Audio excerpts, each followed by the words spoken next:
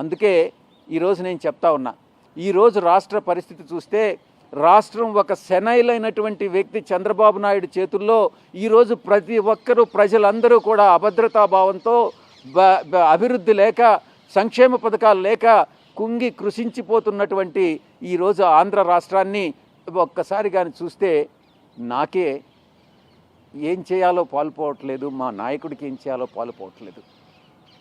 ఎలా దీన్ని బాగుపరచాలి, ఎలా చంద్రబాబు నాయుడు క్లచెస్లో నుంచి ఈ రాష్ట్రాన్ని విముక్తి కలిగించాలి అన్నటువంటిదే ఒక ప్రధానమైనటువంటి సమస్య. ఈరోజు నేను ఒక్కటే చెప్తా ఉన్నా, నేను ఒక్కటే విన్నవించుకుంటా ఉన్నా, ఆంధ్ర రాష్ట్ర శాసనసభ్యులందరికీ కూడా, తెలుగుదేశం పార్టీ చెందిన వాళ్ళందరికీ కూడా మీ నాయకుడు ఈరోజు పనికిరానటువంటి వ్యక్తి.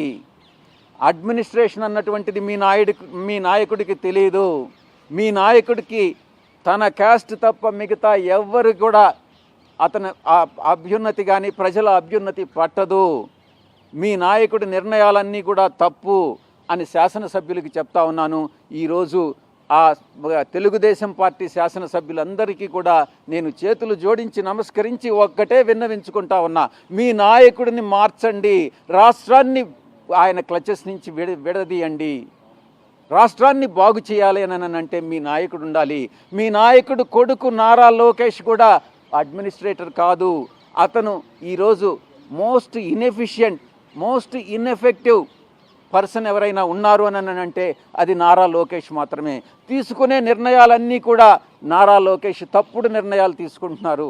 అటు తండ్రి కొడుకులు ఇద్దరు చేరి రాష్ట్రాన్ని నాశనం చేస్తున్నారు అన్నటువంటి విషయంలో ఎటువంటి సందేహం లేదు అని నేను నిర్ద్వందంగా చెప్తా ఉన్నా. నేను ఒకటే చెప్తా ఉన్నా, ఈ కూటమి ప్రభుత్వానికి నేను ఒక్కటే విన్నవించుకుంటున్నా, కూటమి పార్టీలకి, ముఖ్యమంత్రి, ఆంధ్ర రాష్ట్ర ముఖ్యమంత్రిని మార్చండి, సరి అయిన వ్యక్తిని ముఖ్యమంత్రిగా మీరు నియమించుకోండి. 4.5 సంవత్సరాలు ఉంది, ప్రజలను వాళ్ళ బారి నుంచి కాపాడండి అని నేను విన్నవించుకుంటా ఉన్నా. ఇక పవన్ కళ్యాణ్ మొన్నటిదాకా కేవీ రావు గురించి విమర్శలు చేశారు, ఇప్పుడు మౌనంగా ఉన్నాడు. దీంట్లో అర్థం 2018లో పవన్ కళ్యాణ్ గారి వీడియో కానీ చూస్తే కేవీ రావు అనేటటువంటి వ్యక్తి ఎంత పెద్ద బ్రోకరు, ఏ రకంగా ఈ యొక్క రాష్ట్రాన్ని నాశనం చేస్తున్నాడు, ఏ రకంగా ఈ యొక్క సంస్థ ద్వారా ప్రజలకు ద్రోహం చేస్తున్నాడు అన్నటువంటి విషయం చాలా విపులంగా చెప్పారు. ఈరోజు పవన్ కళ్యాణ్ గారిని ఆయన్ని సముదాయించేదానికోసంగానే ఈ యొక్క రైస్ ఏదో ఎక్స్పోర్ట్ అవుతుంది అన్నటువంటి నెపంతో ఈ యొక్క కాకినాడ సీపోర్ట్ అన్న దాని మీద కన్నేసి చంద్రబాబు నాయుడు ఈరోజు ఎలాగైనా తిరిగి దాన్ని తన బినామీగా కేవీ రావుకి తిరిగి అప్పగించాలన్నటువంటిదే ఒకే ధ్యేయంగా ఈరోజు చంద్రబాబు నాయుడు ముందుకు సాగుతూ ఉన్నాడు. నేను ఒక్కటే చెప్తా ఉన్నా, చంద్రబాబు నాయుడు వచ్చే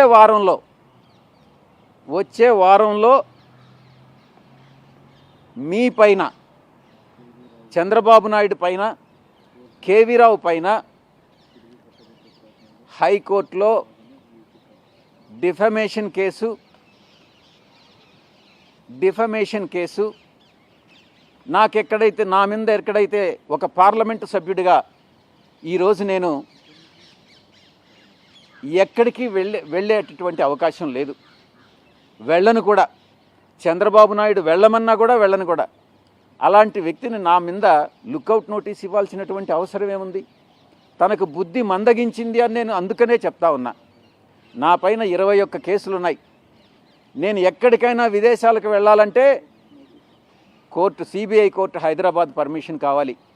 కనీసం ఆ ఇంగిత జ్ఞానం అన్నా చంద్రబాబు నాయుడుకు లేకుండా లుకౌట్ నోటీస్ ఇవ్వడం అన్నటువంటిది, ఒక పార్లమెంటు సభ్యుడిగా, ఒక ప్రజాప్రతినిధినైనటువంటి నా మీద లుకౌట్ నోటీస్ ఇవ్వడం అన్నటువంటి దాంట్లో ఉద్దేశం చంద్రబాబు నాయుడు ఏంటి అన్నటువంటిది మీరు అర్థం చేసుకోవచ్చు.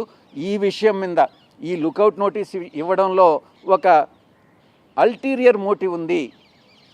ఈ యొక్క దాన్ని నా యొక్క ఇమేజ్ని, నా యొక్క రెప్యుటేషన్ని దెబ్బతీసేదానికోసంగా ఇది జరిగింది అన్నటువంటి విషయాన్ని దృష్టిలో పెట్టుకొని అటు చంద్రబాబు నాయుడిని, అటు తప్పుడు కంప్లైంట్ ఇచ్చిన దానికోసంగా ఇటు కేవీ రావు ఇద్దరి మీద కూడా నేను కోర్టులో దావా వేస్తున్నాను అన్నటువంటి విషయాన్ని మీకు తెలియజేస్తా ఉన్నా.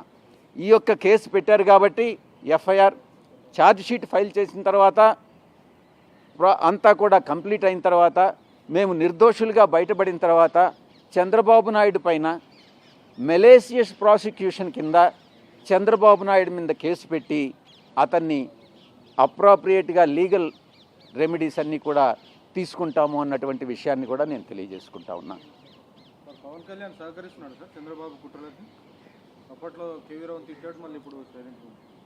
ఒక రకంగా చెప్పాలనంటే వాళ్ళ ముగ్గురులో చంద్రబాబు నాయుడు, నారా లోకేష్, పవన్ కళ్యాణ్ ముగ్గురులో బహుశా ఆ ముగ్గురులో పవన్ కళ్యాణ్ బెటర్ లీడర్ అవుతాడేమోనని నా ఉద్దేశం.